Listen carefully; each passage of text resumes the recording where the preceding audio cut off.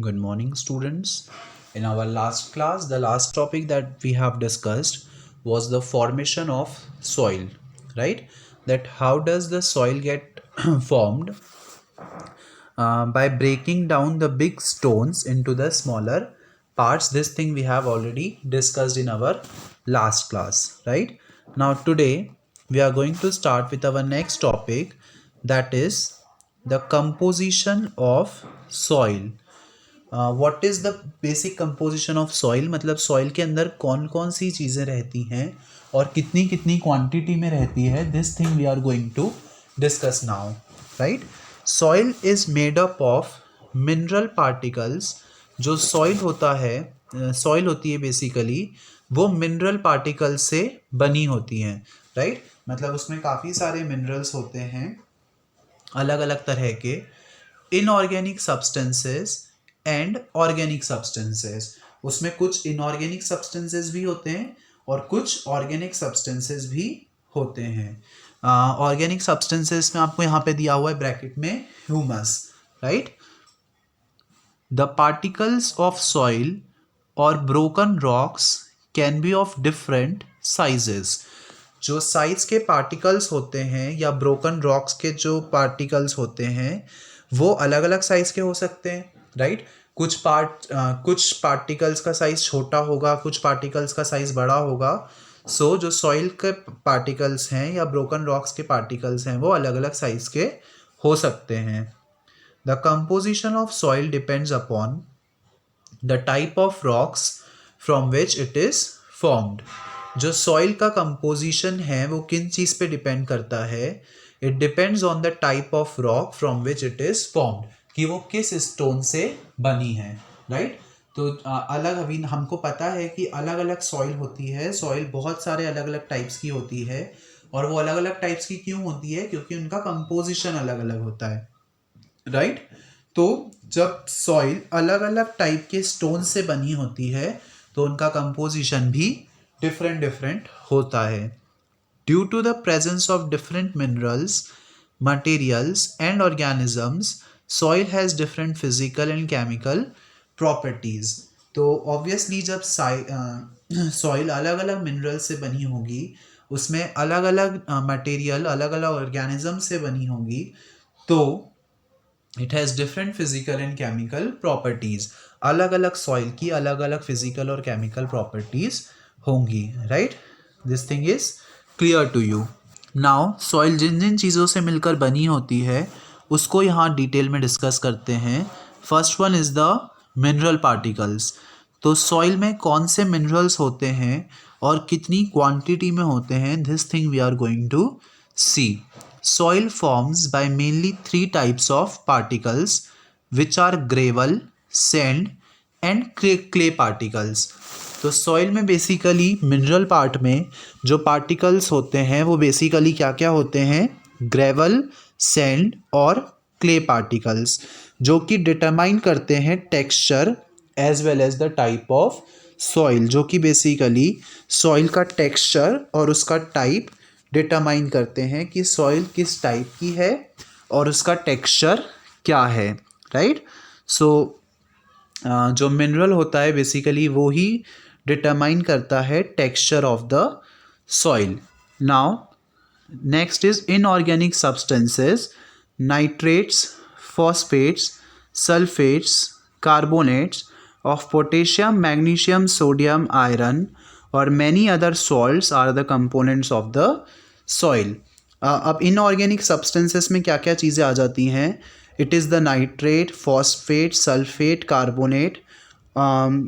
किन किन चीज़ों का, पोटेशियम, मैग्नीशियम, सोडियम और आयरन, इन सब का जो है वो भी कुछ क्वांटिटी में प्रेजेंट होता है सॉइल में, and that is basically the inorganic substances that are present in the soil. Now organic substances में क्या चीज़ें प्रेजेंट होती हैं, this thing we are going to see now. Organic substances, humus, by various activities of plants and animals and their death and decomposition creates organic material mixed to the soils. by the various activities of plants and animals and their death and decomposition creates organic material mixed to the soil. Obviously students, जो dead plants और animals होते हैं वो basically soil में ही रहते हैं, है ना, मरने के बाद वो बेसिकली सॉइल में ही मिक्स हो जाते हैं. तो जब वो सॉइल में मिक्स हो जाते हैं तो उनके जो न्यूट्रिएंट्स होते हैं वो भी सॉइल के साथ मिक्स हो जाते हैं और that forms that are the basically the organic substances of the soil.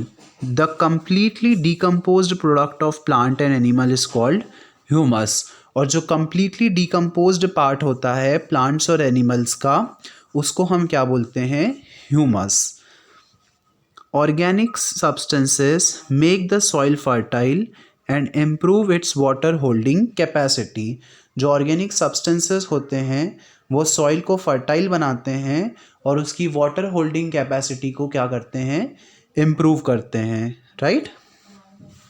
Now the living organisms. Earthworm dig or tunnel through the soil by swallowing soil particles and dead organic matter. हमको पता है बहुत सारे जो micro organisms और जो organisms होते हैं वो सॉइल में रहते हैं. फॉर एग्जांपल अर्थवॉर्म भी सॉइल में ही रहता है. तो अर्थवॉर्म सॉइल में एक टनल बनाकर रहता है.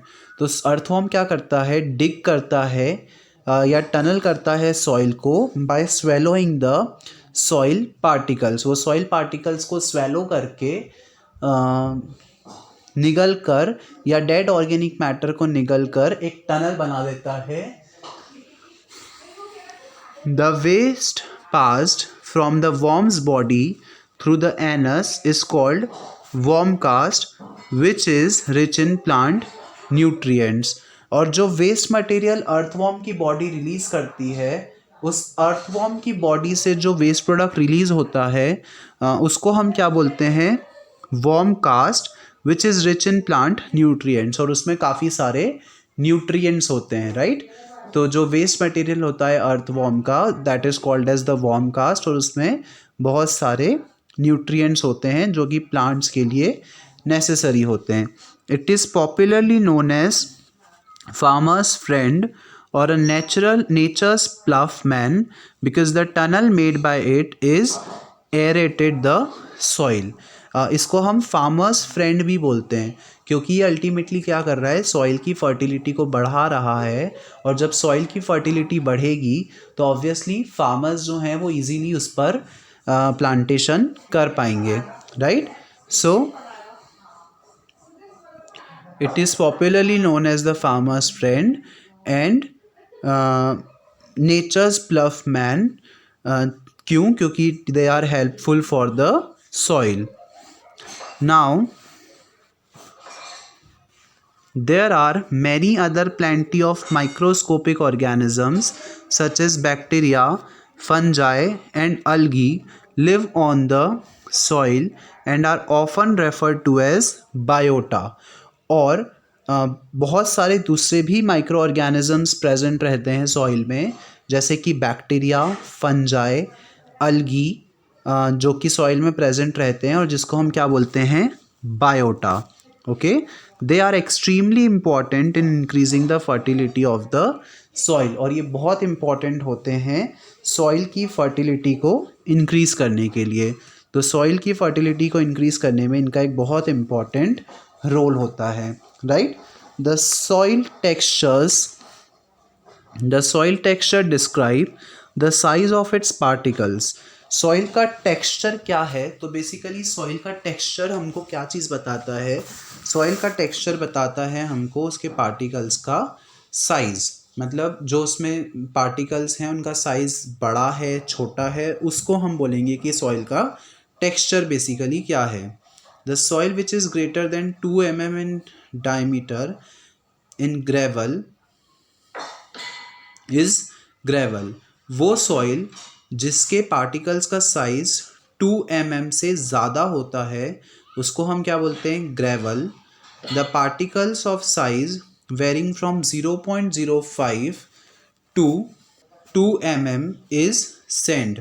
उन पार्टिकल उन वो सॉइल जिसके पार्टिकल्स का साइज 2 mm तक होता है उसको हम क्या बोलते हैं, sand. The particles of size varying from 0.005 to 0.05 mm known as silt. और वो सॉइल जिसके पार्टिकल्स का साइज 0.005 टू 0.05 mm होता है उसको हम बोलते हैं silt. And the particles of less than 0.005 mm size are known as clay. और वो सॉइल जिसके पार्टिकल्स का साइज 0.005 mm से भी कम होता है उसको हम क्या बोलते हैं, clay. On the basis of presence of sand, soil can be classified as sandy, loamy, clayey। तो किसी भी सॉइल में कितना अमाउंट ऑफ सैंड प्रेजेंट है उस बेसिस पर हम सॉइल को 3 कैटेगरीज में डिवाइड कर सकते हैं। And that categories are sandy, loamy and clayey. Loamy is the most fertile soil. जो लोमी सॉइल होती है वो मोस्ट फर्टाइल सॉइल होती है, मतलब सबसे ज़्यादा फर्टाइल सॉइल जो होती है that is the loamy soil. Now water, activity 1 shows that the water is also present in the soil। soil में water भी present होता है। the type of the soil determines water holding capacity of soil। this is shown in activity 2। so students, here activity 2 is given to you that you have to read by your own। okay, now the next topic that we are going to discuss now is soil profile। okay, so soil is not uniform solid substance। soil एक uniform solid substance नहीं होता है। it has various layers। इसकी बहुत सारी layers होती हैं। most soil profile consist of 3 layers which are called as horizons। और ज़्यादातर सॉइल प्रोफाइल की 3 लेयर्स होती हैं जिनको हम क्या बोलते हैं, horizons. And these are basically A horizon, B horizon and C horizon. अब ए हॉरिजॉन का मतलब क्या, बी हॉरिजॉन का मतलब क्या और सी हॉरिजॉन का मतलब क्या, this thing we are going to see now। first one is the A horizon। A horizon is the topmost layer of the soil। A horizon जो होती है वो topmost layer होती है soil की। it is dark in color and contains a lot of humus। ये dark होती है कलर में और इसमें बहुत सारा ह्यूमस होता है, right. Humus makes the soil fertile. और हुमस के कारण जो सॉइल होती है वो क्या होती है, फर्टाइल होती है। The particles of this layer is the finest. और इस लेयर के जो पार्टिकल्स होते हैं वो सबसे ज़्यादा फाइन होते हैं, राइट, सबसे ज़्यादा बेस्ट माने जाते हैं। This layer is porous. ये जो लेयर होती है वो पोरस होती है, खोखली होती है। It is soft and has more water holding capacity. और इसकी जो वाटर होल्डिंग कैपेसिटी होती है वो ज़्यादा होती है, right, then the other layers. दूसरी लेयर्स के कंपैरिजन में इसकी वाटर होल्डिंग कैपेसिटी जो होती है वो ज़्यादा होती है। Okay, this layer of soil supports most plants. और ये जो लेयर होती है वो बहुत सारे प्लांट्स को सपोर्ट करने का काम करती है। Only the root of very big trees like mango reach the next layer. और केवल बहुत बड़े ट्रीज की रूट जो होती हैं वो ही सेकेंड लेवल तक जा पाती हैं। अदरवाइज मैक्सिमम प्लांट्स की जो रूट्स होती हैं वो केवल ए हॉरिजॉन में ही रहती है और सेकेंड लेयर तक जा ही नहीं पाती है, right. The soil present in A horizon is rich in mineral resources. और वो सॉइल जो कि ए हॉरिजॉन में रहती है वो वो रिच होती है मिनरल रिसोर्सेज में भी, मतलब उसमें काफ़ी सारे मिनरल्स भी होते हैं।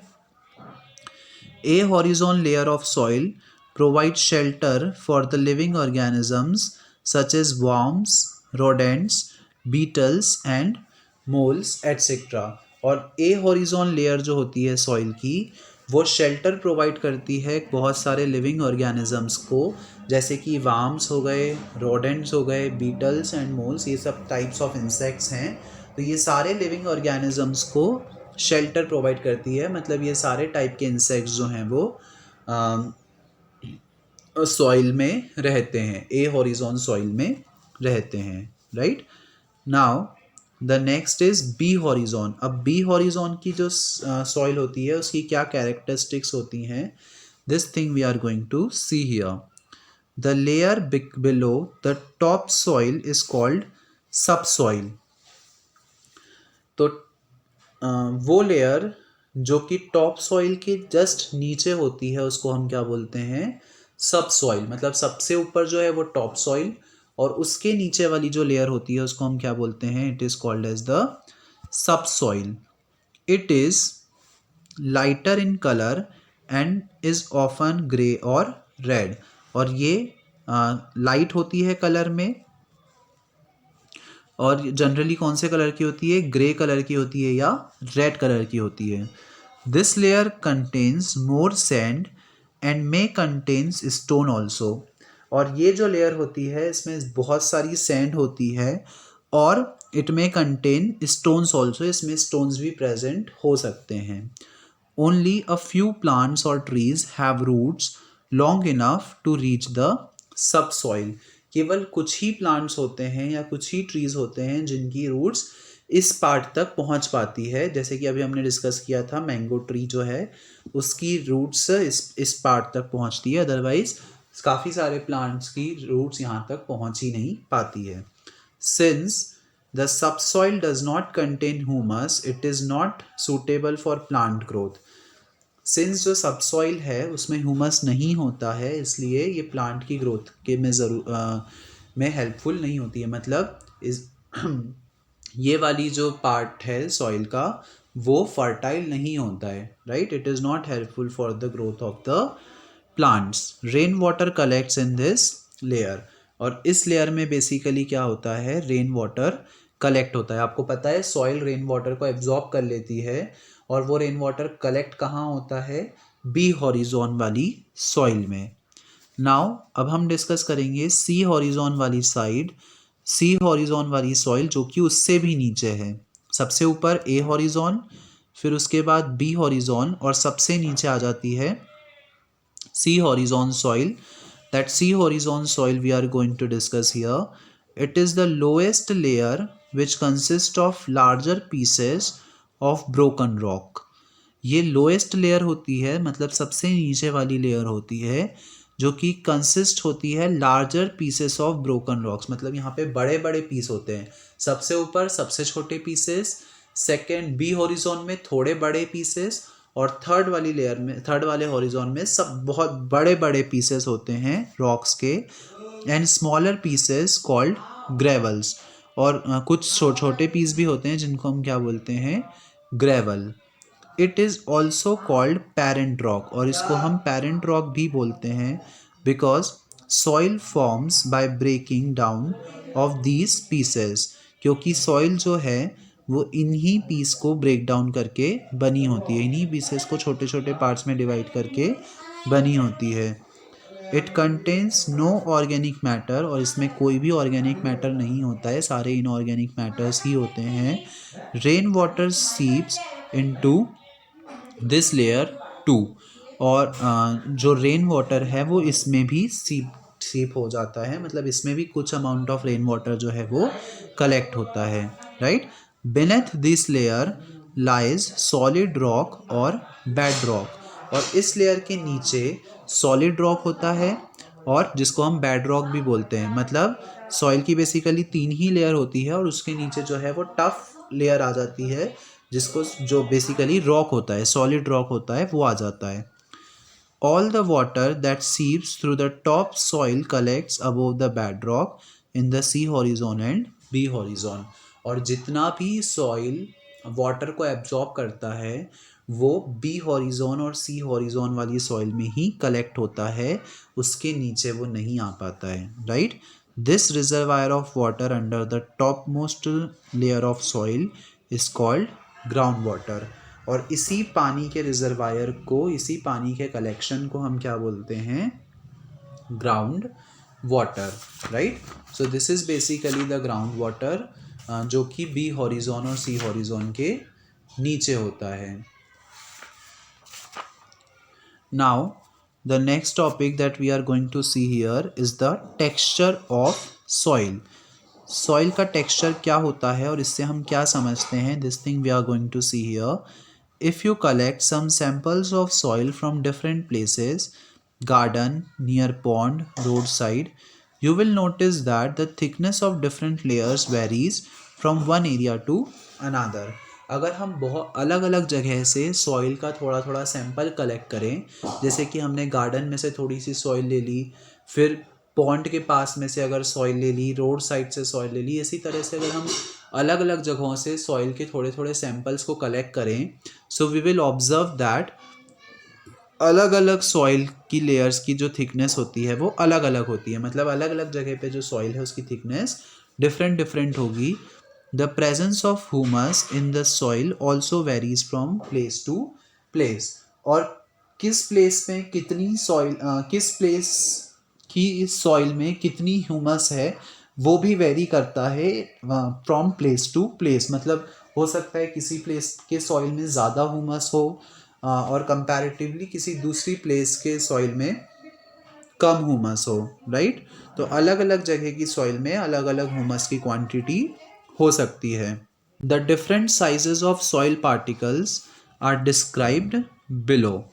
जो अलग अलग सॉइल पार्टिकल्स के अलग अलग डिफरेंट साइजेस होते हैं, that are described here. This we are going to see. तो ग्रेवल जो हम बोलते हैं, ग्रेवल पार्टिकल्स का साइज क्या होता है? It is 2 to 5 mm in diameter. तो जो ग्रेवल पार्टिकल्स होते हैं वो 2 mm से 5 mm तक हो सकते हैं. फिर सैंड पार्टिकल्स ये 0.2 से 2 mm तक हो सकते हैं. देन क्ले पार्टिकल्स जो होते हैं वो 0.2 mm से कम होते हैं, छोटे होते हैं. So on the basis of the size of the particles, soil can be classified into 3 types. तो उस इन पार्टिकल्स के साइज के आधार पर हम सॉइल को 3 टाइप्स में डिवाइड कर सकते हैं. That is the Sandy soil, clayey soil and loamy soil, right? अब इन तीनों कैटेगरीज ऑफ सॉइल की क्या स्पेशलिटीज़ होती हैं, इनकी क्या स्पेसिफिक प्रॉपर्टीज़ होती हैं, this thing we are going to discuss in the next class. Okay, so that's all for today's class, students. Thank you.